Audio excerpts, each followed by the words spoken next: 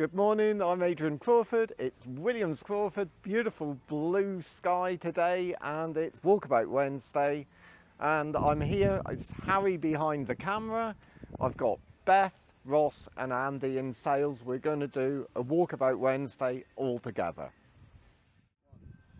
Okay, so the first thing that's, I think, is really exciting that's turned up is this little car. It's a replica of the original James Hunt 2.7 RS. We've got to inspect it and everything, but in a minute it's going to be up for sale, and there's a nice story behind it. Our Beth has organised a small collection of cars to come from Spain. That's one of them. The Alfa's another. A little 356 replica Speedster, which is actually quite a high quality replica, built in America. All the details will come out on about that in due course. One of the great things about it is the price. An original 356 Speedster is going to be hundreds and hundreds of thousands of pounds. This is going to be well under £50,000 and just going to be such good fun. So well done, Beth, on that. So come with me, we got some other stuff. Just on this idea of Spain, we've got two fantastic pieces. That's Beth might be able to tell us a bit more about. This one I know a little bit about is a RS60, which is the old competition car from the 50s that Porsche used to use. We've heard of the James Dean Spider, that type of thing, and the 550s. RS60 was a later version, so as they became more and more competitive. This is a exact, or very exacting replica in aluminium. So the person that built it 3D scanned an original, and yeah, the quality of it is something really special. So a very unusual car. And then we've got this, but I need Beth to tell us what it is. So this is it's designed to look like the Speedster outside. So if you put them next to each other, they work very well together. And well, you probably know more about motorbikes than me. Oh, you disappointed me. I thought you knew everything about this. Big V-twin, beautifully built bike. Clearly, neither of us know an awful lot about it, but we're going to be selling it soon. And so we will be learning. Look at that. Liege, Rome, Liege, stopwatch as a gas tank cap. Beautiful. The detail is fantastic. We'll see more about that later. Stuff comes in and out of here so fast that I can't really keep up. So it's always down to the guys to tell me what's going on. So what have we got? If you want a special Boxster, and Adrian loves the colour or a slightly interesting interior, this is rather special. Anthracite brown metallic, agate grey and pebble interior. It's almost a grey, isn't it? Yeah. But with a little bit of soft brown in it. And that colour will change in different lights, sort of. And then if you look inside, we have the mahogany steering wheel, the dash inserts, the extended leather in the two different colours. It's a PDK, so it's deviated stitching. It's beautiful. Full leather. I like that. It's a very, very unusual Boxster. How much is it, Andy? That'll be 28,000. Yeah. It's only done 39,000 miles. It's lovely low mileage, lovely condition. Unusual thing to see. In that colour combination, that must have been a special order. Yeah, it would have been. I love anything that's a bit special. Okay, what else we got then? My next special one would be the 997, the silver one that's looking at you there. Yep. And what we got? So it's Generation 2 997. Yeah. Only around about 10% had a manual gearbox. Ah. So that is a rare beast. So PDKs came out in 09. Yeah. At the time they came out, I remember that everyone Absolutely, yeah. decided that they had to have the newfangled PDK. Yeah. And so very few people would have ordered a manual car. I can't remember the last one I've seen as a manual. No. That's it is really cool. less than 10%. It's a car we've sold before. The condition is beautiful. What do you like? Have you driven it? Yes. What's it like? It's just an everyday usable Porsche.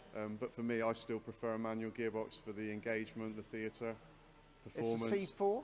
Yeah. C4S. So 3.8. Yeah. So wider body, four-wheel drive. Yeah. So all the security. The all thing the that I always notice between the Gen 2s and the Gen 1s when you drive them is the additional torque. They pick up in the mid-range more. So, you know, lovely, lovely piece of kit. So Beth stopped in front of this 991, which is a good place to stop. It's a GTS. And a GTS, a lot of people sort of aspire to GT3s, and I can understand why, but as a road car, a GTS is a really, really good place to be.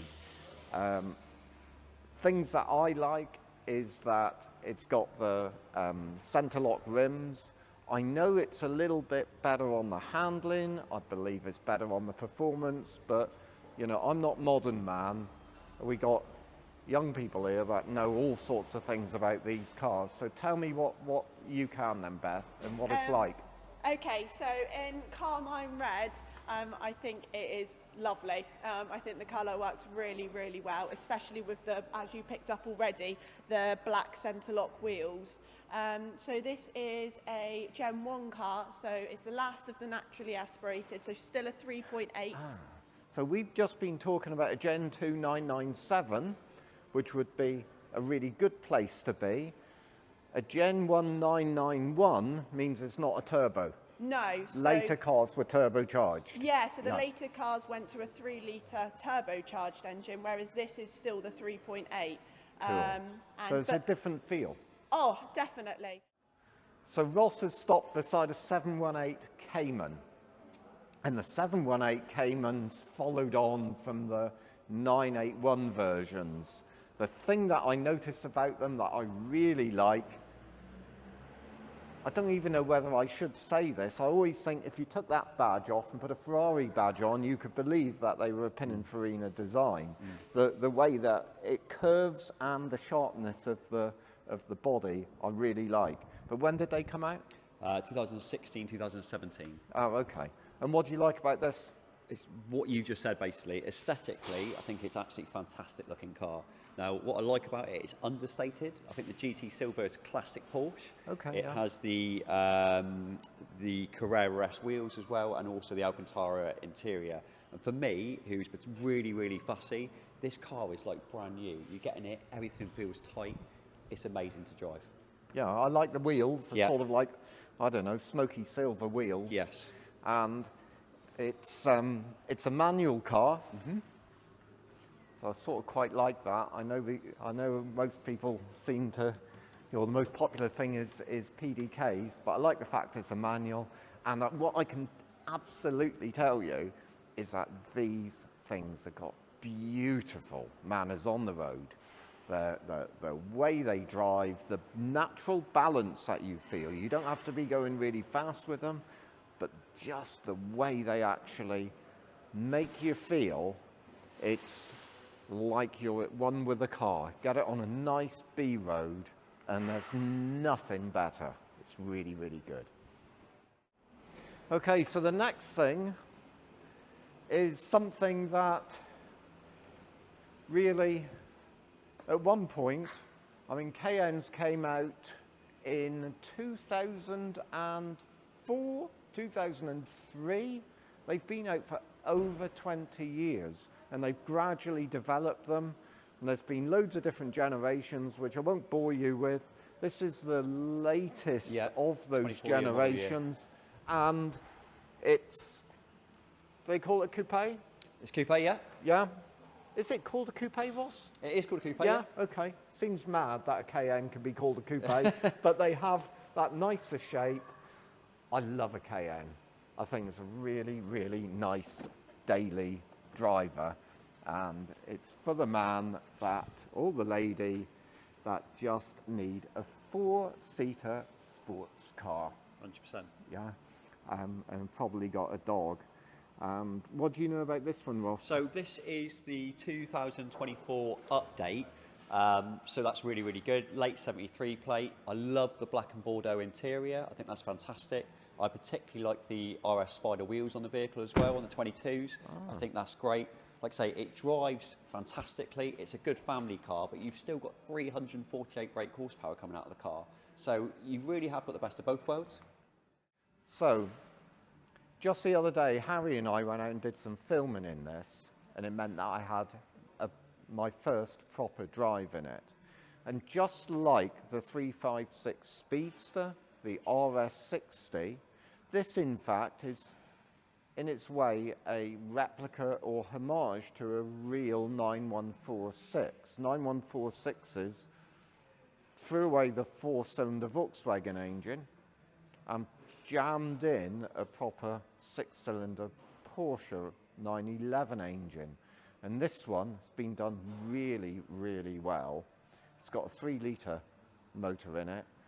They weigh hardly anything, and just like you see sort of visually, they're almost 4 square. They're wide, they're short, they're mid-engined because the engine is actually in front of the gearbox on this. The whole assembly is turned back to front, and what you get with a car like this, someone has spent a fortune to build this.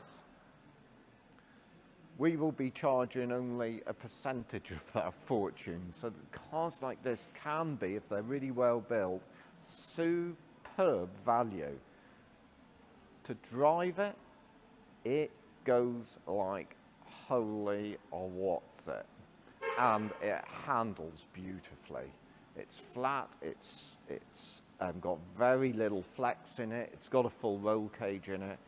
This is something you could have a lot of fun with, and it's not something that you'll see too often at all.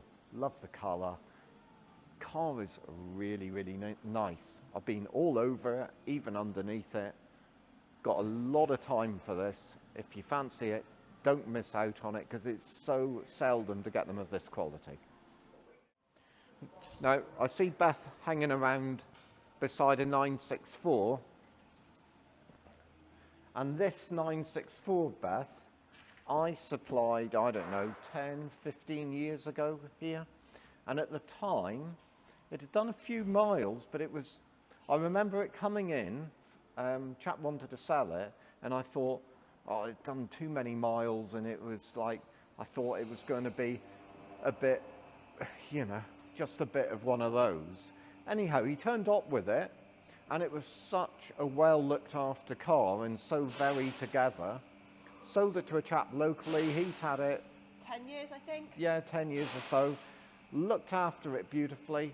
Done only a few miles with it, and the market has really swung towards these cars. Nowadays, very, very hard to get one like this, and you probably won't have the opportunity to do what I'm describing, and Beth will probably never have, but I've driven hundreds and hundreds of these, and if you lined up 10 side by side, they'll all drive differently. Some will feel much more tight and sharp than others. If you put 10 side by side, this would drive really, really nicely. It's a little bit lower and flatter than standard. It's got really good performance, and I love the Targa roof. And I know that it's one that Beth's taken a particular interest in, but I'm not quite sure why. The colour. I absolutely love the colour, and also the fact that the interior, to have the matching piping on the seats, I think with the Targa roof down, it looks really cool. Okay, well that would have been unusual for the UK. Right. Usually, most of the 964s would have been red, black, white. For the UK models, seldom did you get them many other colours. Usually we'd have gone for the cream interior. Right. We always went for a contrast. Yeah. So like cream interior with piping. This one would be more like a German taste. Black, full black with a little bit of red piping. So yeah, it's nice to see today. I like that car, and that's something, again, if you're going to go into these used Porsche, either on the modern ones, they've sort of come down in price from new and they're looking sensible.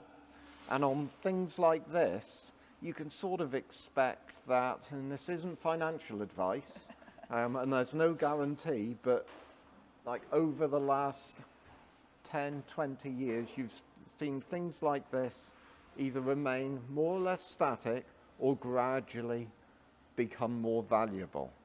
But anyhow, none of that matters. The important thing is to have what you like and really enjoy it, because that's what the whole scene is about, is having the Porsche that you like, really enjoying it. All you got to do is choose it carefully. And we've got Beth, Harry behind the camera, Andy and Ross that are here to help you.